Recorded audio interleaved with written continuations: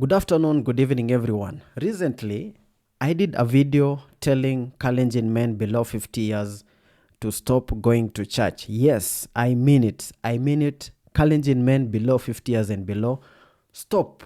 I mean, stop going to church. And this is one of the reasons. So, I'm going to play a video so that you guys can really digest it and make some simple judgment on it. And so let me just play that video ndio tuweze kuendelea on this issue. So let me play it. Najua Wakalini were very interesting people. Mimi nikikuwa mmoja wao. Walitoroka hapa umaskini. Wakaenda Australia. Lakini wakapepa mungu ya umaskini. Inaitwa Cheptilet.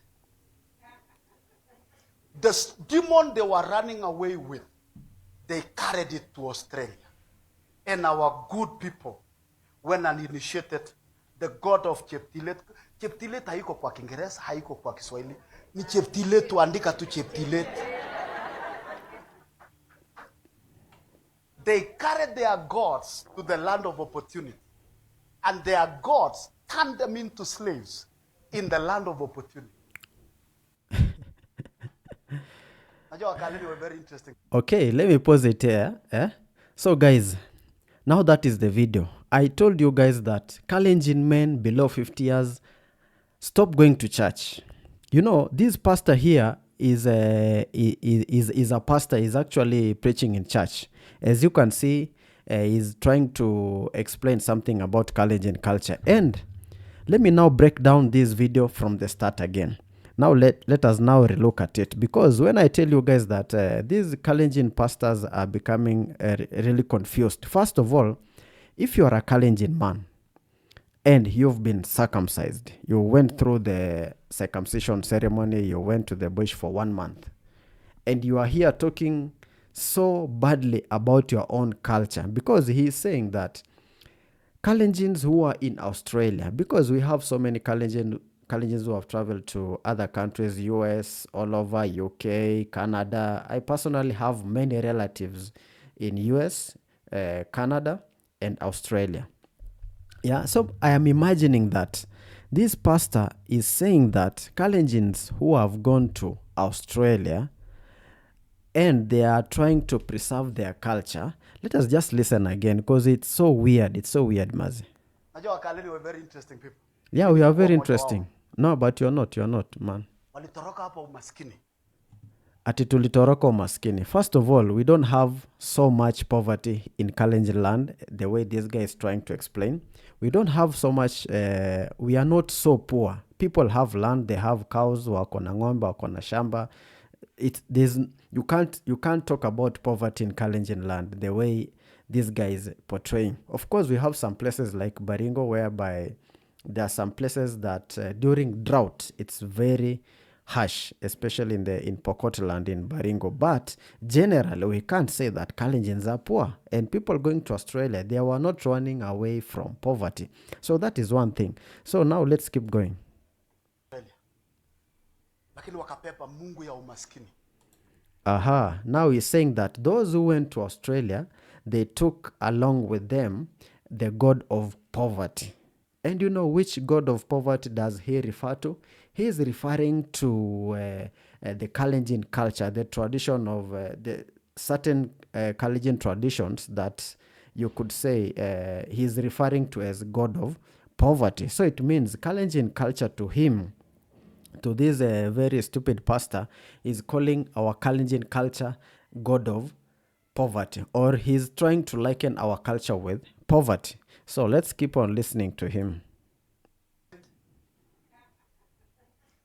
And you can hear someone is laughing, And who is that laughing? Who are the majority in church? Guys, I told you that men below 50 years, stop going to church. It's very simple. Reason why? Can you hear who is laughing on the background? It is a woman. It is two women. So let's keep on listening. The demon they were running away with, they carried it to Australia. So it's like these guys in Australia were running away from poverty, and they were running away from some demons, because apparently the way he is explaining is talking like Kalenjin culture can be likened to poverty. And as you can see, in Kalenjin land, we don't have poverty. Poverty is like, do you know what really poverty is? Poverty is when you don't have shelter, you don't have food, you don't have clothing. But look at Kalenjin land across. We are not poor, we have clothes. I'm here in Nairobi. I don't remember my relatives having nothing to eat. I've traveled across Kalenjin land, and the land is so good. Everything is so nice, Maze. I don't see poverty all over. Of course, people are not very well off, but someone whom you can consider is poor, he's already sitting on 100 acre piece of land. So this guy is saying that they were running away from poverty, or they ran away with poverty, or whatever. People when uninitiated, the god of Cheptilet. Cheptilet haiko kwa Kiingereza. Now he's bringing in the the ceremony of Cheptilet, and let me explain to you. I know some of you are not Kalenjin watching this clip.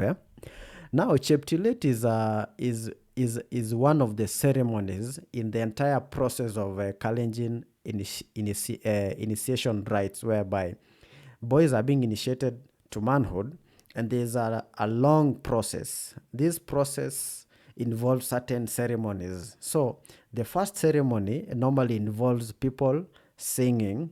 It is a public event. I'm sure on social media in December you see a lot of Cheptilet ceremony videos moving around on TikTok and also on YouTube. And so this Cheptilet is a public ceremony whereby the boys who are going to be initiated to manhood, before they start the entire process, that is the first stage where there's a lot of singing, a lot of cultural song, and it's usually a very, very, very hyped up moment. People are very happy. It's kind of celebration. There's a lot of tension, a lot of emotions in that during that stage. So that singing is what we call Cheptilet, and that Cheptilet actually, it is a ceremony. It is a very nice ceremony whereby women, we are singing to these young boys that we are going to initiate them. We encourage them. The women on the sidelines are wailing, they are crying, they are shouting, trying to encourage these young initiates as they prepare to go into the real thing. Yeah. So this guy is saying Kalenjins in Australia, they are doing what we call Cheptilet in Australia, and actually Kalenjins in Australia are exporting culture. They took their culture with them to Australia, and they did that ceremony there in Australia. It is a very good thing. But this pastor here, because he's a pastor, thinks that is very demonic, and it is very barbaric. It is poverty. It is a god of poverty. Now let's keep on listening. Ni Cheptilet, tuandika tu Cheptilet. Tu Cheptilet. Ni Cheptilet tu Kiingereza haiko kwa Kiswahili. Ni of Cheptilet. Cheptilet haiko kwa Kiingereza. So what he's trying to say here is that Cheptilet, the word for that kind of ceremony, it's not found in there's no English word that can describe that that ceremony. And so I'm wondering, is that a problem? Is it a must that everything that we do must have an English word for it? Which I find it very absurd, because if it is Cheptilet, let it remain as Cheptilet. We don't have to get an English word for it. Yeah, it is a Kalenjin. It's like the name of God is Asiis in Kalenjin. So when you are referring to the God in Kalenjin, just say Asiis. So let's listen to this pastor. Ni Cheptilet, tuandika tu Cheptilet. They carried their gods to the land of opportunity. And so now he is saying that we carried our gods. First of all, Kalenjin do not have many gods. We only have one creator, and the creator is called Asiis. Period. So this pastor here is trying to run a propaganda against the Kalenjin people by saying that we have many gods. Yeah, and this is why, guys, I keep on telling you, if you are a Kalenjin man aged 50 years and below, stop going to church, because these are the nonsense. Some of these pastors, not all the pastors, but some of them, as they try to demonize the Kalenjin culture. These are the things they are saying. And mind you, the majority of those who are laughing in that church are women. And that is what I'm saying. As a Kalenjin man who has undergone this kind of rite of passage, the Kalenjin rite of passage, whichever version it is, because we have some variants nowadays. The church is trying to introduce another version of the initiation ceremony, and it is still a Kalenjin thing. It's not a European thing. So whether the church conducts the process or oversee the process, or it's the traditional one which you call kipka, it is still a Kalenjin thing. So if you've gone through whichever process it is, and this guy is saying that Cheptilet is god of poverty, what business do you have staying there in the church? And let me explain one last thing. Those people who are laughing there are mostly women.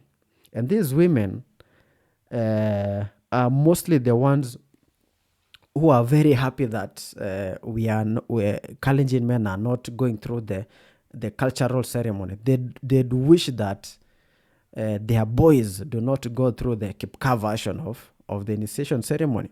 And so as a man, what business do you have going to listen to such nonsense from this kind of a pastor? Turn them into slaves in the land of opportunity.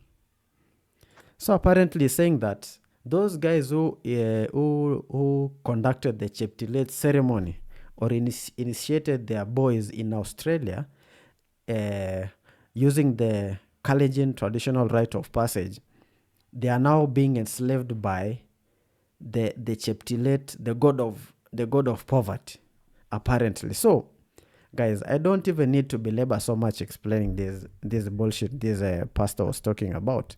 So my point is, you are a man, a grown-up man, 50 years and below. I'm not talking about 50 years and above, because that is another demographics that I think we don't need to bother them so much. I am asking Kalenjin men below 50 years, please. It's not even please. This is so natural as a man. Stop going to church. You can't go and listen to such kind of nonsense, because this pastor is actually trying to entertain the women who are majority in church. Almost all the churches, when you go right there right now, majority of these the congregation is largely women and children. Men are maybe like 10%. So as a man, why are you going to church to consume such kind of content that is directed to entertain the majority, who are the women? Are you a woman? Are you going to sit down and listen to such kind of nonsense? Because the church has always demonized Kalenjin spirituality and Kalenjin culture for a very long time. And so the point is, it's time we stop this kind of nonsense. And I am talking to Kalenjin men 50 years and below. So guys, I want you to talk about this thing on the comment section. We need to debate and we need to fix Kalenjin land once and for all. And the way to fix it is first to restore Kalenjin spirituality. Let us understand Kalenjin spirituality first. The second is to restore masculinity among Kalenjin men. Once we understand that our God is Asiis, one. Secondly, let's fix our masculinity as Kalenjin men. The rest shall fall in place. And how to fix it? Stop going to church. Thank me later.